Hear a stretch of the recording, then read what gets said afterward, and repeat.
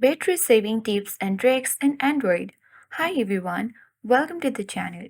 This is Rose, and in this video I'll show you some effective tips and tricks to save battery life on your Android device. So without further ado, let's get started.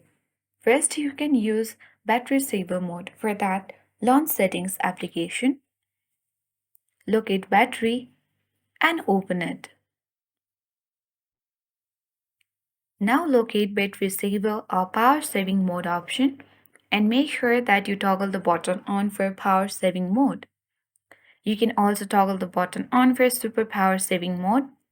So this was the first trick. The second trick is simply you need to make sure to adjust the screen brightness. You can go over to display and brightness, and here you can easily toggle on the button for auto brightness. This will adjust the brightness and adapt to lighting conditions automatically. Now you need to come back and then you need to limit the background apps. For that, again, on the settings, open apps, and then you simply need to locate battery option. If this is not available on the space, come back, open battery directly, and then select battery uses by application. And from here, you need to simply restrict application that consume power unnecessarily. For example, Instagram. You can open it and select force stop. You can even use dark mode. For that, again, open display and brightness and switch to dark mode.